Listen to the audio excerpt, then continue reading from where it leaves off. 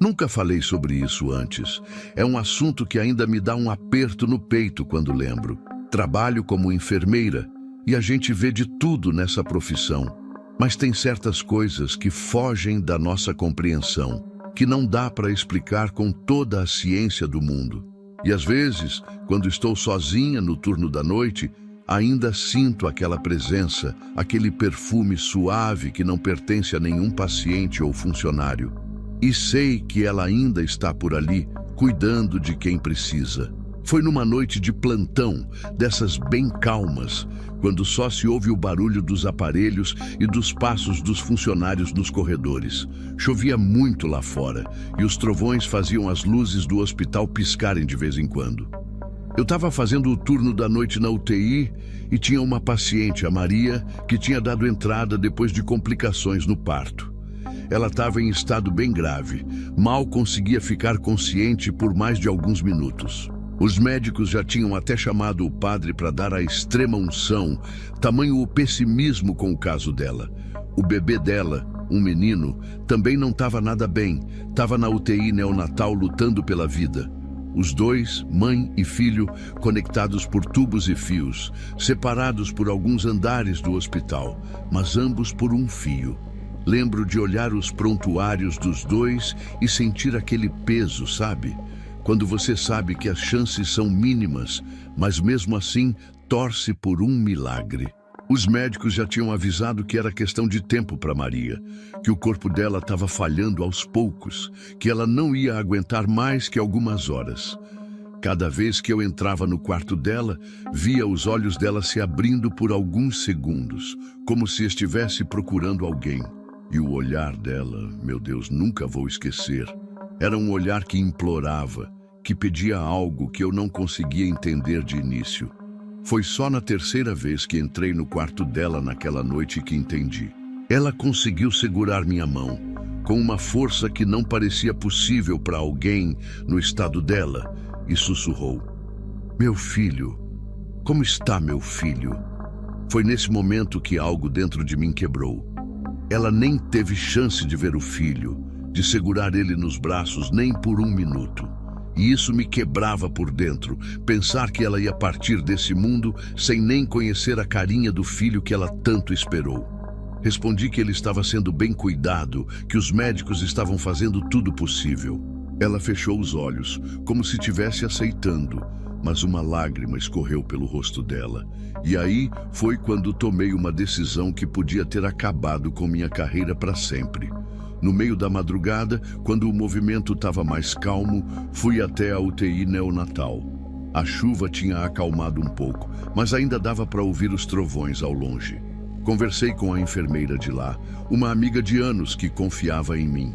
Quando expliquei a situação, ela também ficou com os olhos marejados. Expliquei da Maria, de como ela não tinha muito tempo, de como ela nunca tinha visto o filho. Minha amiga hesitou, claro, a gente podia perder o emprego por isso, mas aí ela olhou para o bebê, tão pequeno, tão frágil nos aparelhos, e concordou.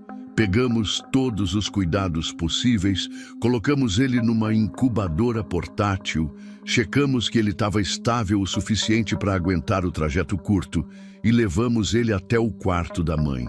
Meu coração batia tão forte que parecia que ia sair pela boca. A cada passo, pelos corredores escuros, sentia como se alguém estivesse nos observando. Os corredores do hospital de madrugada são assustadores, sabe? As luzes meio baixas para não incomodar os pacientes, o silêncio só quebrado pelo som distante das máquinas e aquela sensação de que tem algo nas sombras te observando.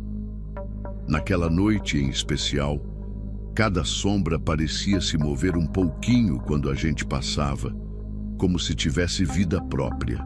Quando passamos pela sala dos médicos, o computador que estava em modo de espera acendeu sozinho, como se alguém tivesse mexido no mouse. Não tinha ninguém lá. A porta da copa abriu sozinha quando passamos, empurrada por uma corrente de ar que não existia. já que todas as janelas estavam fechadas por causa da chuva. E o mais estranho, o elevador que a gente usou para subir parou exatamente no andar da UTI, sem que a gente apertasse nenhum botão, como se soubesse para onde a gente queria ir. Quando chegamos no quarto, Maria estava dormindo. A respiração dela estava fraca, irregular, os monitores mostrando que os sinais vitais continuavam caindo. Aproximei a incubadora da cama dela e chamei bem baixinho. Maria, Maria, tem alguém aqui que veio te ver. Foi quando vi algo que até hoje não sei explicar direito e que me arrepia sempre que lembro. Maria não abriu só os olhos. Foi como se ela tivesse ganhado uma força que não tinha mais. A mão dela, que antes mal conseguia se mexer, levantou devagar em direção à incubadora. E mesmo fraca, ela sorriu. Um sorriso pequeno, mas tão cheio de amor que não dá nem para descrever. Gabriel, ela sussurrou. Era o nome que ela tinha escolhido para o filho, mas que ninguém, além dela, sabia até aquele momento. Não tinha como ela saber que era um menino, porque ela desmaiou durante o parto e não acordou mais depois disso. Mas ela sabia. De algum jeito ela sabia. E aí aconteceu. No exato momento que ela falou o nome do filho, os monitores do bebê começaram a mudar. Eu não ia acreditar se não tivesse visto com meus próprios olhos. A saturação começou a subir, os batimentos foram ficando mais fortes, mais estáveis. E foi tudo ao mesmo tempo, como se um interruptor tivesse sido ligado. Um brilho suave, quase imperceptível, pareceu envolver os dois por um segundo. As luzes do quarto piscaram e o ar ficou de repente mais pesado, como se tivesse uma presença ali com a gente. Olhei para minha colega da neonatal e vi o mesmo espanto no rosto dela. Nenhuma de nós duas conseguia falar nada, só ficamos ali, olhando os números mudarem, enquanto Maria continuava com aquele sorriso no rosto, os olhos fixos no filho, como se estivesse guardando cada detalhe dele. Aí ela falou de novo, mais baixo ainda, "Cuida do meu Gabriel para mim." E foi como se ela soubesse que ia partir, como se tivesse esperado só por esse momento. Os olhos dela começaram a se fechar devagar, e eu vi uma lágrima escorrer pelo rosto dela. Mas não era uma lágrima de tristeza, dava para perceber. Era como se ela estivesse em paz agora. Olhei para o monitor dela e vi que os batimentos estavam caindo rápido. Chamei o nome dela várias vezes, mas ela já não respondia mais. Foi tudo muito rápido. Em menos de 5 minutos depois de ver o filho, Maria se foi. O monitor mostrou a linha reta.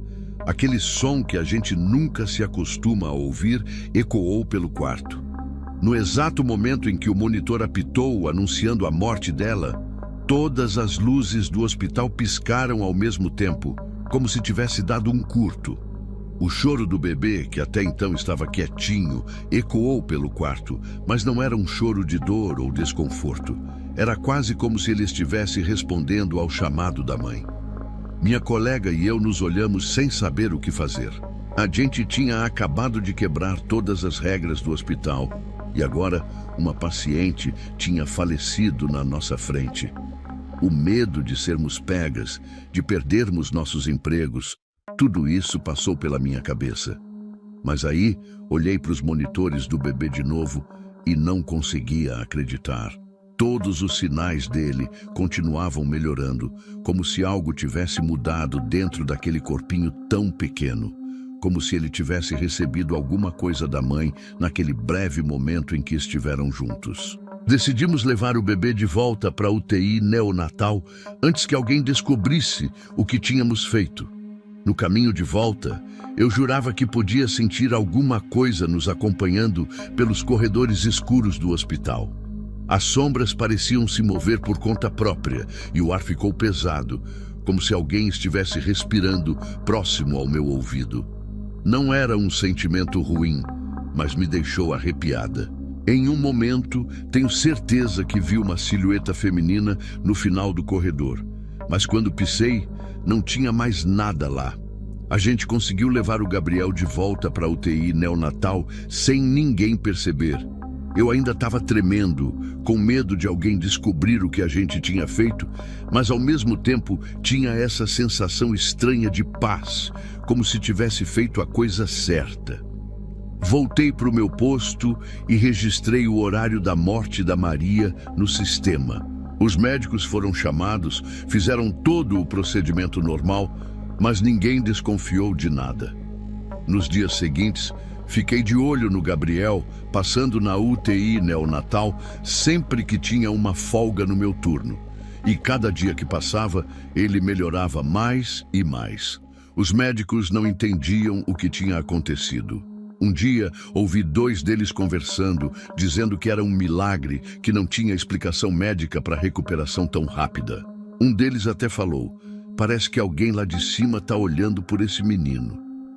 Se eles soubessem, depois de quase um mês, muito antes do que qualquer médico esperava, Gabriel teve alta. Estava forte, saudável, como se nunca tivesse estado à beira da morte. Ele foi morar com a avó materna, uma senhora doce que vinha todos os dias visitá-lo no hospital. 1 ano depois, recebi uma carta pelo correio.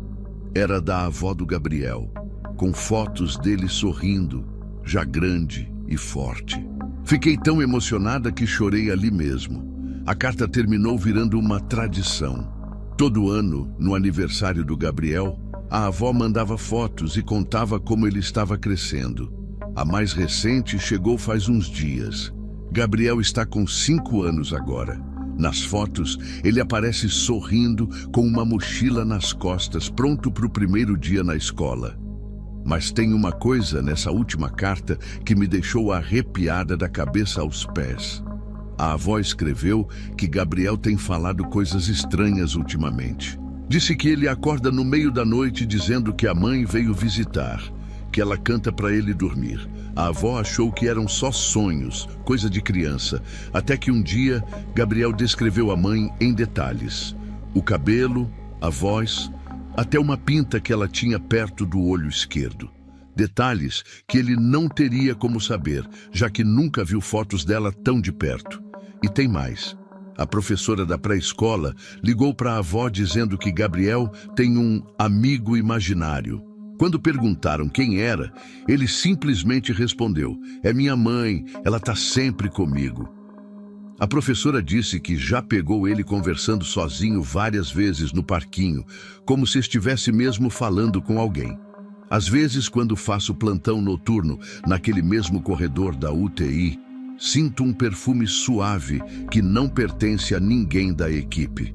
Um cheiro de lavanda que, por coincidência ou não, era o mesmo perfume que encontramos entre os pertences da Maria depois que ela faleceu.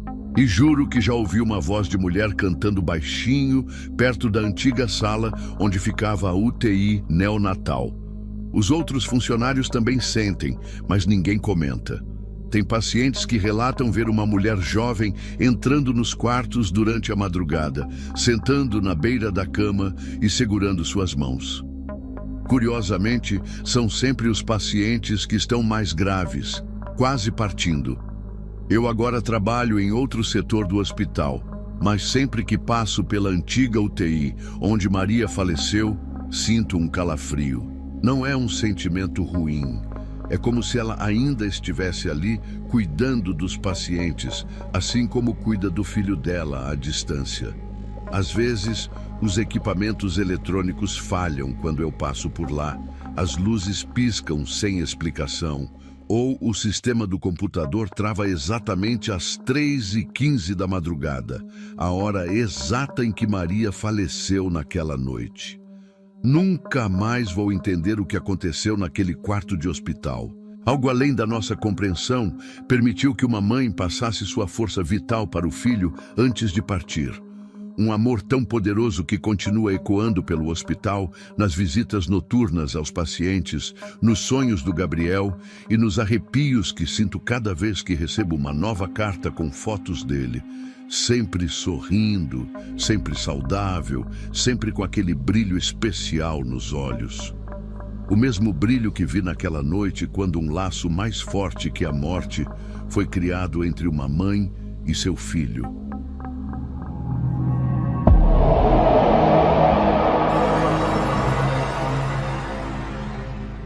Quando comecei a trabalhar como enfermeiro naquele hospital, achei que ia ser igual qualquer outro. Eu atendi em vários hospitais antes, e sabe como é? Um lugar é igual ao outro. Corredores brancos, aquele cheiro de álcool, médicos correndo de um lado para o outro. Mas esse era diferente. E não era pela estrutura ou pelos equipamentos, que na verdade eram bem antigos. Era por causa da maca 13. Logo no meu primeiro dia percebi como todo mundo evitava falar sobre ela. A maca 13 ficava no canto mais afastado da UTI, bem do lado da janela que dava para o estacionamento. Na primeira vez que precisei levar um paciente para lá, a técnica de enfermagem mais antiga do setor segurou meu braço e falou: "Não deixa ele ficar mais de 13 dias aí." Na hora achei que era só mais uma daquelas crenças de hospital, sabe? Todo hospital tem essas histórias que o pessoal mais antigo conta para assustar os novatos. Pensei que era só isso e não dei muita importância. Aí, umas 2 semanas depois, tive que cuidar de um senhor de uns 60 anos que tinha sofrido um AVC. Ele não falava nada, só ficava olhando para o teto o tempo todo. E adivinha onde ele estava? Na maca 13. No 12º dia de internação dele, eu estava fazendo o turno da noite. Era umas 2 da manhã e estava tudo quieto na UTI, só o barulho dos aparelhos apitando. De repente, esse senhor, que não tinha falado uma palavra desde que chegou, começou a gritar desesperado. Corri até a maca 13 e ele estava sentado, suando frio, os olhos arregalados, olhando para o canto da sala como se tivesse alguém lá. Tentei acalmar ele. Perguntei o que tinha acontecido. E aí ele falou uma coisa que me deixou gelado. O Dr. Augusto acabou de sair daqui. Ele disse que eu vou embora em 3 dias. Era estranho porque não tinha nenhum Dr. Augusto na equipe do hospital, muito menos na UTI. Pensei que ele tinha sonhado ou estava confuso. Normal para quem está internado tanto tempo, longe de casa, cheio de remédio. No dia seguinte, comentei com a equipe o que tinha acontecido e foi aí que todo mundo ficou sério. A enfermeira-chefe me chamou numa sala e contou a história toda. Parece que uns 40 anos atrás, tinha um médico chamado Augusto que era responsável pela UTI. Ele era conhecido por ser muito dedicado aos pacientes. Chegava cedo e saía tarde, vinha até nos dias de folga. Todo mundo respeitava ele demais, só que ele tinha um jeito estranho de trabalhar. Gostava de usar um jaleco amarelado, mesmo a direção pedindo que ele trocasse por um novo. E outra coisa, ele conseguia prever quando os pacientes iam ter alta ou não resistir. Dizia que conseguia sentir só de olhar para eles. A equipe toda acreditava nisso porque ele nunca errava. Até que um dia, um paciente que estava na maca 13 há mais de 2 semanas teve uma complicação séria. O doutor Augusto tentou salvar ele por horas, não deixou ninguém ajudar. Dizia que era responsabilidade dele.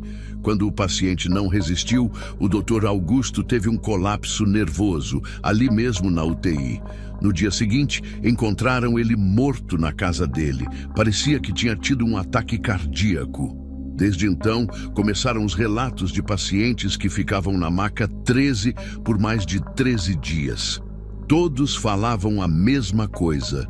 Um médico de jaleco amarelado aparecia durante a noite, se apresentava como Doutor Augusto e dizia exatamente quando eles iam sair dali, vivos ou não.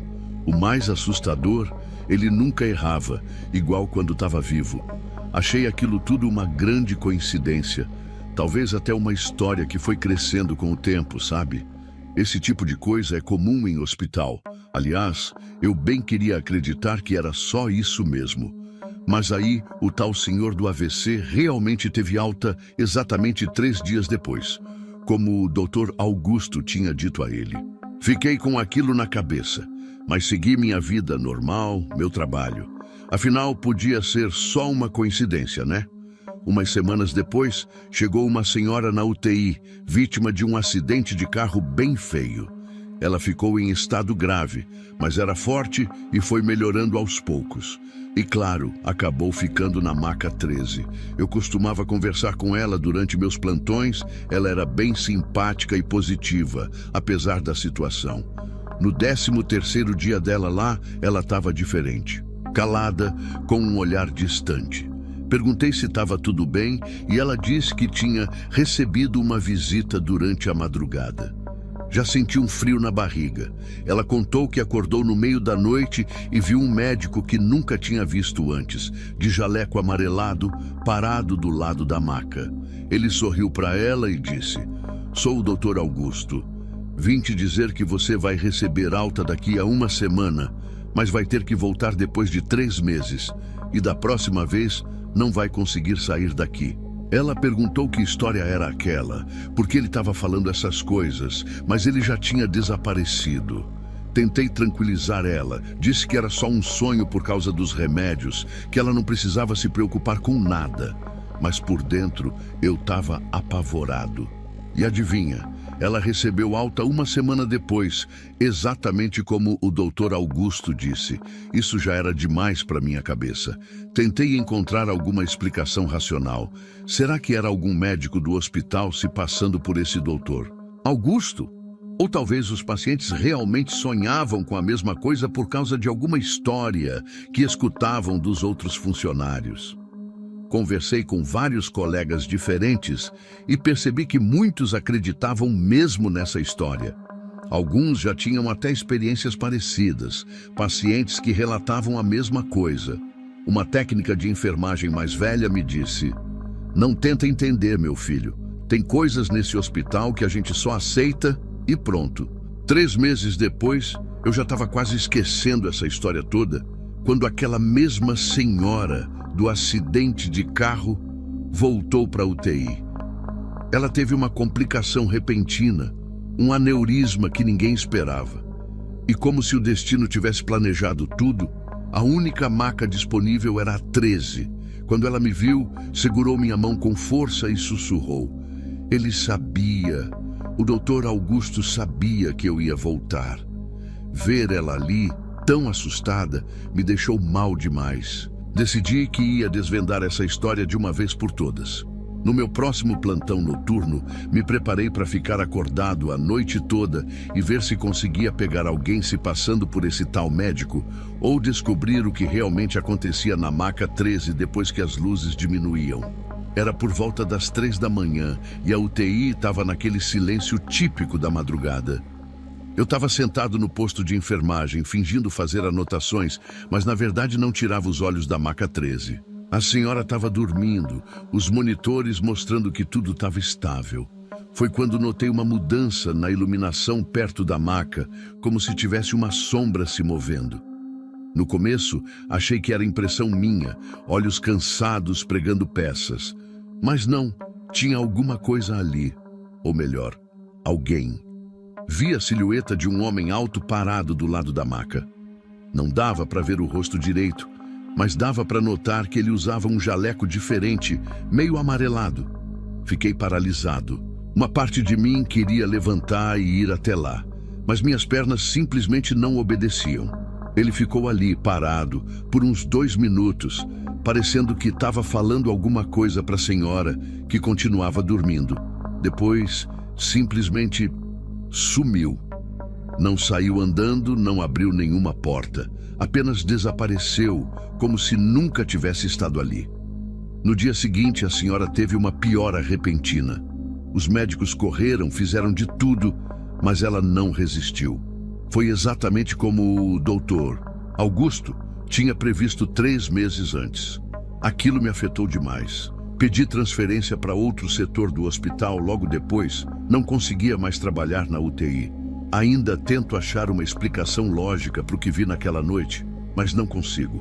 E o mais estranho é que, mesmo depois que saí da UTI, ainda escuto histórias sobre a maca 13. Os novos enfermeiros chegam e logo ficam sabendo. A história continua viva, passando de um profissional para o outro. Até hoje, dizem que todo paciente que fica mais de 13 dias naquela maca recebe a visita do Dr. Augusto, que nunca erra suas previsões. E tem mais uma coisa que descobri por acaso. Pesquisando nos arquivos antigos do hospital, encontrei uma foto dos médicos de 40 anos atrás. E lá estava ele, Dr. Augusto, exatamente como os pacientes descrevem. Alto, sério, com aquele jaleco mais escuro que os outros, que na foto em preto e branco parecia mesmo amarelado. Tá gostando das histórias? Então não se esqueça de deixar o like e se inscrever no canal. Isso ajuda muito a trazer mais relatos assustadores para você. E agora, prepare-se, porque a próxima história vai te deixar sem dormir.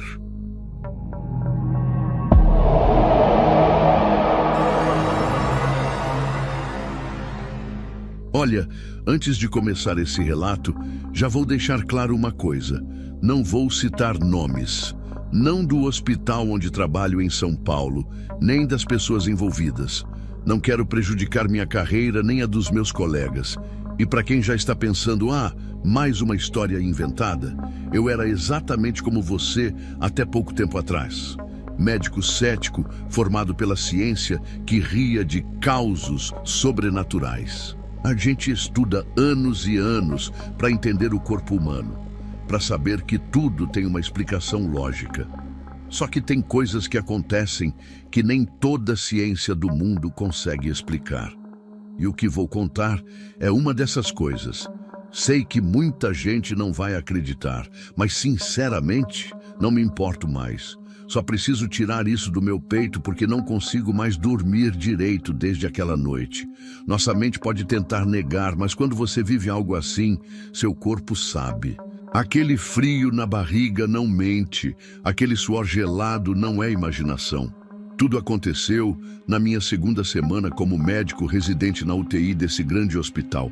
Eu estava fazendo plantão noturno, era uma terça-feira, e chovia tanto que dava para ouvir a água batendo nas janelas. Por volta das 3 da manhã, a UTI estava mais calma. Fui para a sala dos médicos preparar um café para aguentar o resto da madrugada.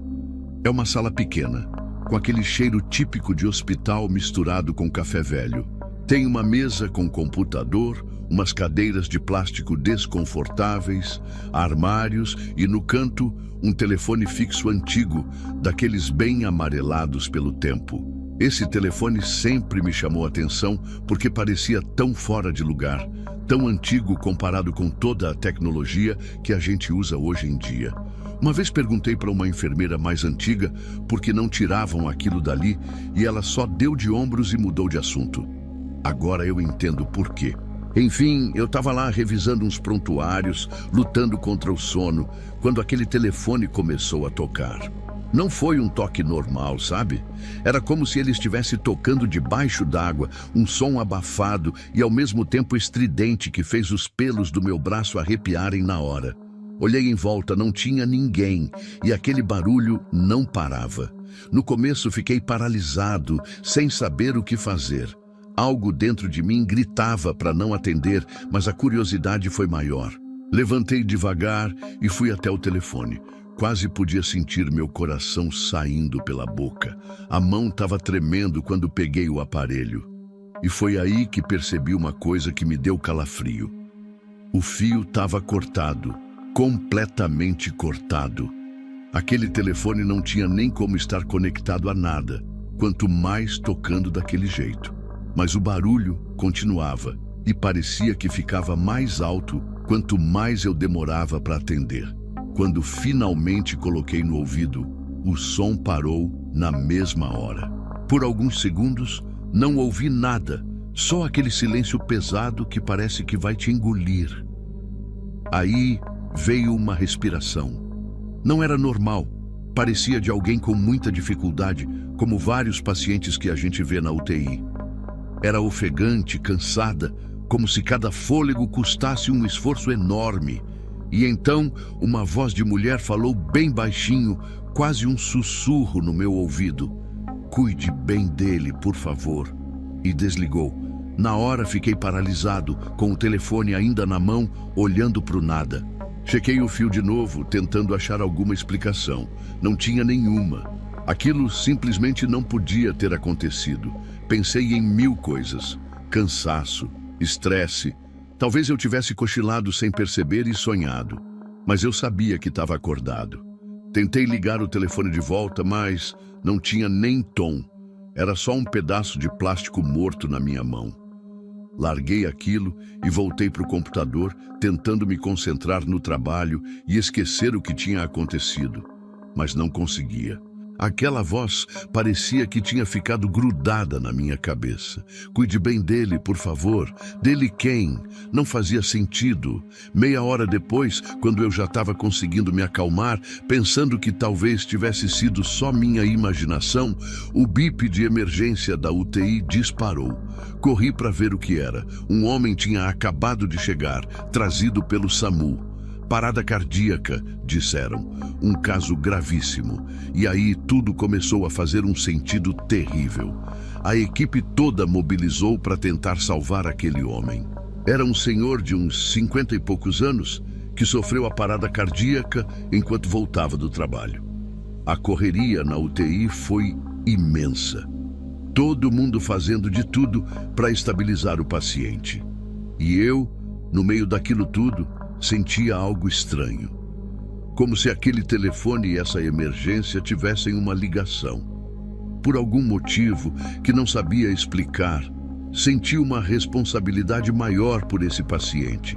As palavras no telefone ficavam martelando na minha cabeça. Cuide bem dele, por favor. Parecia que aquela voz estava se referindo exatamente a esse homem. Fiquei do lado dele praticamente a noite toda, mesmo depois que conseguimos estabilizar o quadro. Toda vez que outro médico sugeria algum medicamento ou procedimento, eu verificava 2, 3 vezes. Não era meu jeito normal de trabalhar, mas algo dentro de mim dizia que precisava ter cuidado especial com ele. Na manhã seguinte, quando meu plantão acabou, não consegui ir embora. Fiquei mais algumas horas observando aquele paciente, revisando exames, conferindo medicações. Os outros médicos até estranharam meu comportamento. Um colega mais experiente até brincou. Calma, novato, não é o primeiro paciente em parada que a gente recebe. Mas eu não conseguia explicar o que estava sentindo. Acabei indo para casa quando não aguentava mais ficar de pé. Mas antes de sair, passei na sala dos médicos para checar mais uma vez o telefone. Continuava lá, com o fio cortado, parecendo tão velho e inofensivo quanto antes. Mexi nele um pouco, tentando entender como poderia ter tocado. Pedi para uma enfermeira que estava por perto se ela sabia de alguma história sobre aquele telefone. Foi aí que ela ficou séria e perguntou por que eu queria saber. Contei que achei estranho ainda manterem aquele aparelho quebrado ali. Ela olhou para os lados, como se quisesse ter certeza que ninguém estava escutando, e falou: "É melhor você não mexer com isso. Tem coisas aqui no hospital que a gente não comenta." Aquela resposta da enfermeira me deixou ainda mais curioso. Nos dias que se seguiram, fiquei de olho naquele telefone sempre que estava de plantão. O paciente da parada cardíaca seguia internado, mas melhorando aos poucos. E eu continuava dando atenção especial para ele, sem nem entender direito por quê. Numa noite, cruzei com um dos médicos mais antigos do hospital, daqueles que já viram de tudo. Tomei coragem e perguntei sobre o telefone. A reação dele foi bem diferente do que eu esperava. Ele não riu nem desconversou, só me olhou sério e perguntou: "Ele tocou para você, não foi?" Senti um arrepio na espinha. Então não era só imaginação minha. Outras pessoas já tinham passado por isso. O médico me chamou para um canto mais afastado e começou a contar uma história que ninguém comentava abertamente no hospital. Segundo ele, nos anos 90, houve uma crise de superlotação absurda no hospital. Gripe, acidentes, de tudo um pouco. A UTI ficou completamente lotada, com pacientes até nos corredores. Tinha uma médica nessa época, muito dedicada, que se recusava a ir embora enquanto tivesse pacientes precisando dela. Ela ficou 3 dias seguidos de plantão, praticamente sem dormir. Todo mundo pedia para ela descansar, mas ela repetia sempre a mesma coisa: "Preciso cuidar bem deles." No 3º dia, ela estava atendendo um paciente com parada cardíaca, quando simplesmente caiu no chão, ali mesmo na UTI. Não conseguiram reanimá-la. Exaustão extrema, disseram.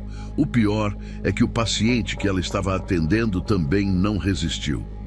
Desde então, o telefone daquela sala, que era o que ela usava para falar com as famílias dos pacientes, começou a tocar em situações específicas. E sempre que alguém atendia, ouvia aquela mesma frase: "Cuide bem dele, por favor." E sempre, sempre mesmo, chegava um caso de parada cardíaca logo depois. Quando o médico terminou de contar essa história, fiquei com a sensação de que tinha um peso enorme nas costas. Não era só uma lenda de hospital, uma história para assustar os novatos. Era algo real que acontecia ali, naquela UTI. E por algum motivo, eu tinha sido escolhido dessa vez. Perguntei por que ninguém tirava aquele telefone de lá, já que causava tanto medo. O médico deu um sorriso triste e disse que já tentaram várias vezes. Jogaram fora, quebraram, até esconderam em outros andares do hospital. Mas no dia seguinte, ele sempre reaparecia no mesmo lugar, como se nunca tivesse saído dali. Depois de algumas tentativas, desistiram. Além disso, ele completou: aquele telefone já salvou muitas vidas. Foi aí que entendi. Não era um aviso de morte, era um pedido de ajuda.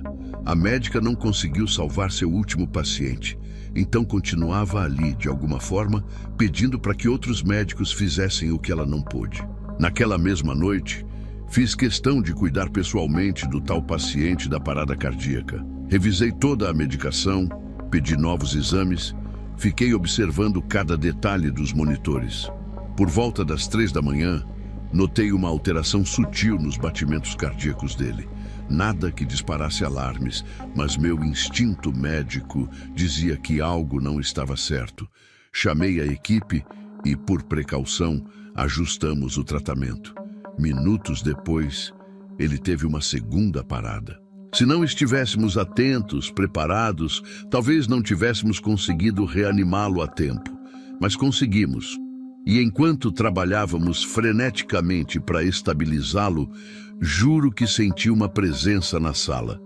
Como se alguém estivesse ali, observando, ajudando de alguma forma que não dava para explicar. Depois que tudo se acalmou, passei na sala dos médicos. O telefone continuava lá, silencioso, com seu fio cortado. Mas agora não sentia mais medo dele. Era como se tivéssemos feito um acordo silencioso, eu e aquela presença. Nas semanas seguintes, o paciente se recuperou completamente. Foi um daqueles casos que a gente chama de milagre na medicina. Ele recebeu alta e voltou para casa, para sua família. No dia em que ele saiu do hospital, passei na sala dos médicos e olhei para o telefone. Quase podia jurar que ele parecia diferente, mas em paz, se é que isso faz sentido. Contei essa história para poucos colegas, porque sei que a maioria vai achar que é invenção ou que fiquei louco de tanto plantão. Mas sei o que vivi. E desde então, quando estou de plantão e passo por aquela sala, sempre dou uma olhada no telefone antigo.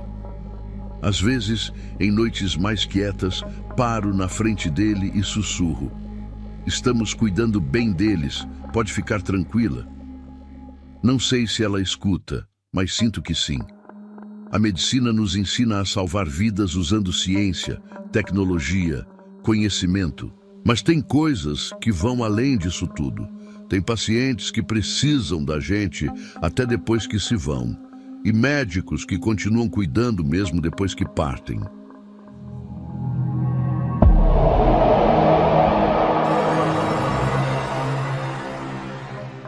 Trabalho como enfermeiro numa UTI em Manaus.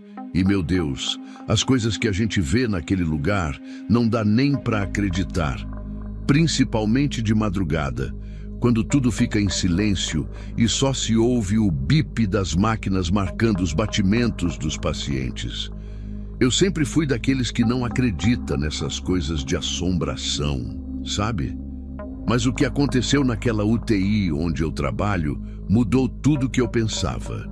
Até hoje eu fico com um frio na barriga quando lembro e já tentei de tudo para achar uma explicação normal para o que vi, mas não consigo.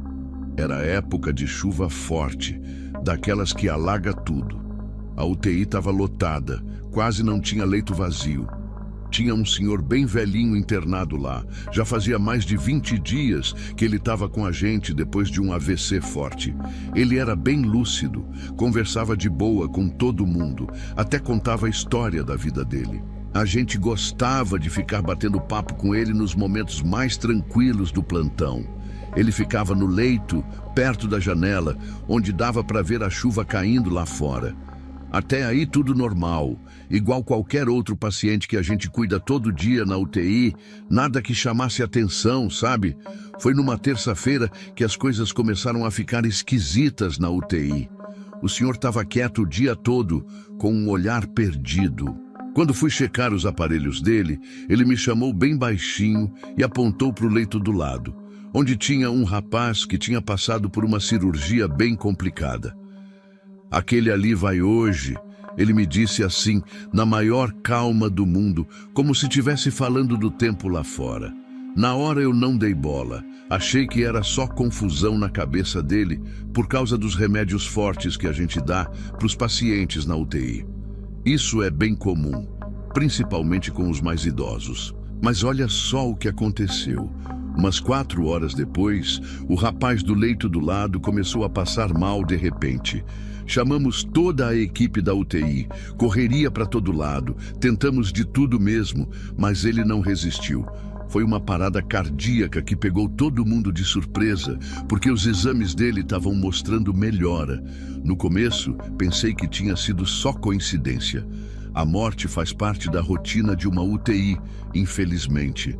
Pacientes que parecem bem podem piorar num piscar de olhos. Isso acontece direto. Mas aí, 2 dias depois, a mesma coisa aconteceu de novo. O senhor apontou para uma senhora que estava do outro lado da UTI e falou igualzinho. Aquela ali vai hoje. Na hora senti um arrepio na espinha, lembrei do outro caso. E não é que a história se repetiu. A senhora, que estava tratando uma pneumonia e parecia estar reagindo bem ao tratamento, piorou do nada durante a tarde. A saturação dela caiu muito rápido, entrou em insuficiência respiratória e faleceu antes de anoitecer. Foi aí que fiquei com medo mesmo. 2 vezes já não parecia mais coincidência para mim. Comecei a prestar mais atenção naquele senhor, e sempre que ele ficava olhando fixo para algum leito, meu coração já acelerava. Comentei com os outros enfermeiros da UTI e descobri que não estava sozinho nessa história não.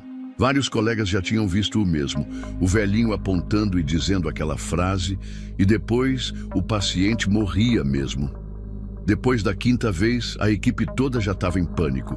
Todo mundo ficava de olho no senhor, e quando ele apontava para alguém, a gente corria e fazia de tudo. Chamava médico na hora, pedia mais exames, aumentava a medicação, ficava do lado do paciente o tempo todo. Mas nada mesmo adiantava. Era como se o velhinho não tivesse prevendo, mas sim anunciando algo que já estava escrito. Como se ele tivesse algum tipo de conexão com a morte, sabe? Isso é o que mais me dava medo.